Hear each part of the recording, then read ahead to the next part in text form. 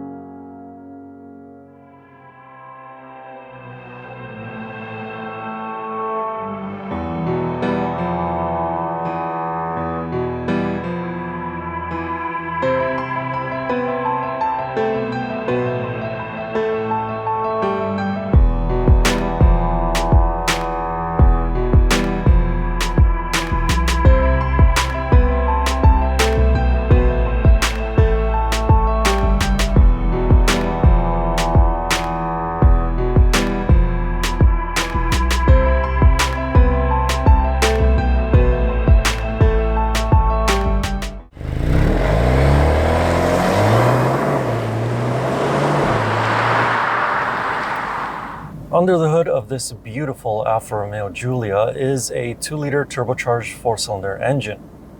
It produces 280 horsepower and 306 pound-feet of torque. That's quite a bit more than what you get in the BMW 3 Series or Mercedes-Benz C300. Alfa Romeo themselves claim a 0 to 100 km/h time of 5.3 seconds with the all-wheel drive system. In Canada, that's the only option that we have. In the United States, though, it is available with rear-wheel drive. This engine has plenty of power and torque down low in the RPM range. During everyday driving, the engine, it does rev up to about 2,500, maybe 3,000 if you're a bit more aggressive on the throttle or when you're overtaking someone on a highway, but for the most part, it stays pretty low. However, the real sweet spot of this engine is at around 5,000, 5,200 RPMs. Which is a few hundred RPMs below the red line.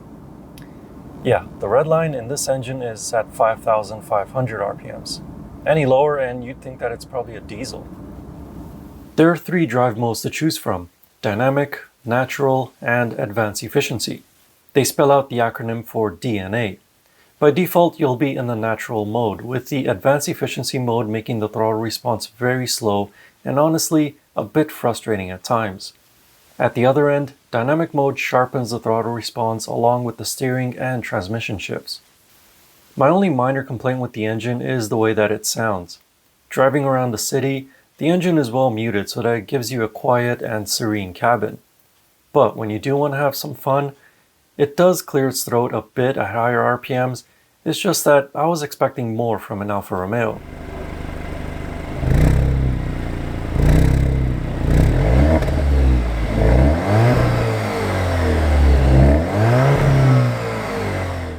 Honestly, Mercedes-Benz makes a better sounding 2-liter turbocharged engine. As for fuel economy, the Alfa Romeo Giulia all-wheel drive is rated at 7.7 liters per 100 kilometers on a highway and 10.5 liters per 100 kilometers in a city. That's a bit worse than the German rivals, but better than the Genesis G70 and Lexus IS300 all-wheel drive.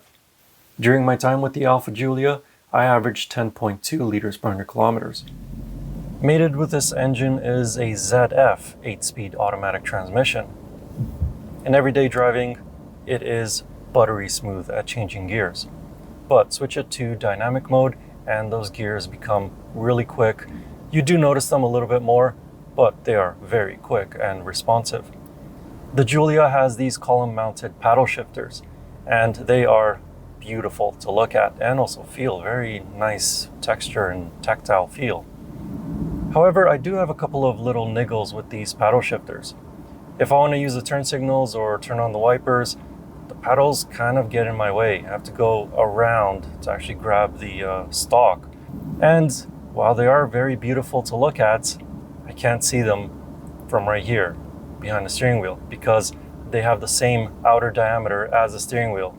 So in order to see them and enjoy their beauty, you have to move your head a bit to actually see them. Just a couple of little niggles, nothing too serious. An Italian car must have Italian brakes. As such, 4-piston front Brembo calipers provide the bulk of the stopping force. They are overly assisted, however, because it takes almost no effort from your right foot to bring the car to a stop. And when the roads get twisty, this is by far the best handling non-high-performance luxury sedan on the market at the moment. The Giulia has a nearly perfect 50-50 weight distribution and super fast and precise steering. The car instantly goes wherever you point the steering wheel. The all-wheel drive system is rear biased, so in dynamic mode, you can induce a bit of oversteer before the traction and stability control systems intervene. By the way, there is no button anywhere on the dash to switch off those systems.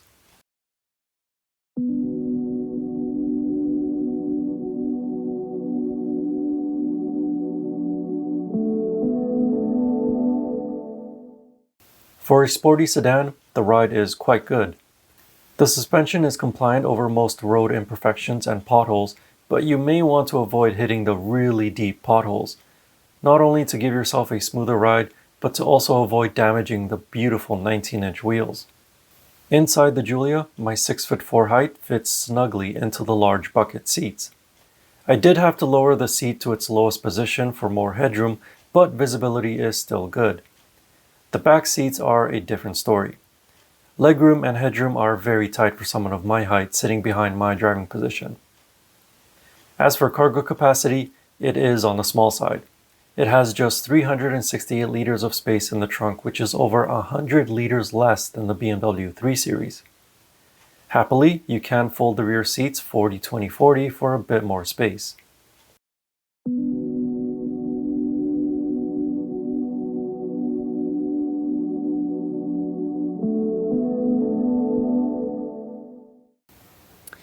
The Alfa Romeo Giulia is a little bit more expensive than the competitors. It starts at $53,000 Canadian. This TI Sport trim starts at $60,000 Canadian.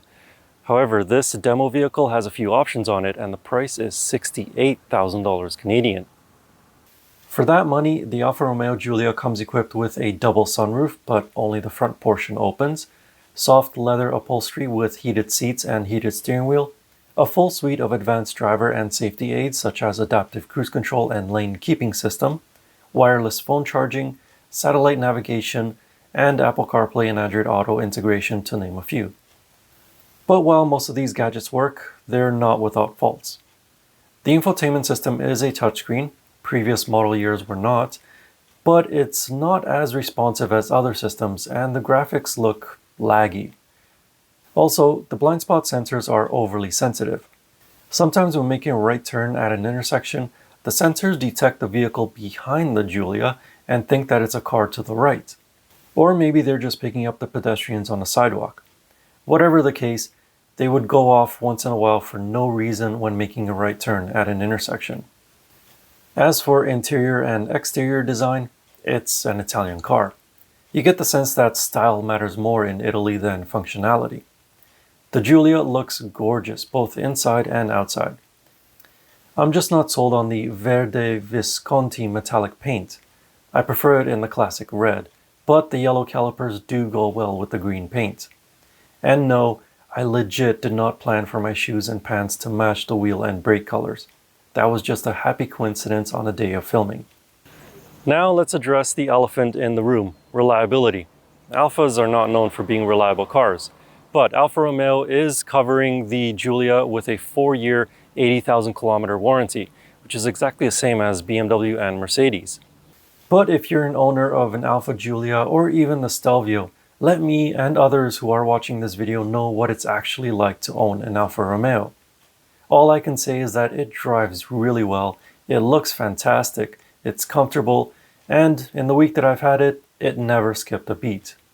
So, like I said, if you are an Alfa Romeo owner, let us know in the comments what they're actually like to own. And if you want to know more about this Alfa Romeo Giulia, I wrote a more detailed review of it over on my website. You can find that link in the video description. And as always, I will see you in the next car or truck, or most likely it'll be an SUV. Anyway, thank you for watching. Please like and subscribe. I'll see you in the next video.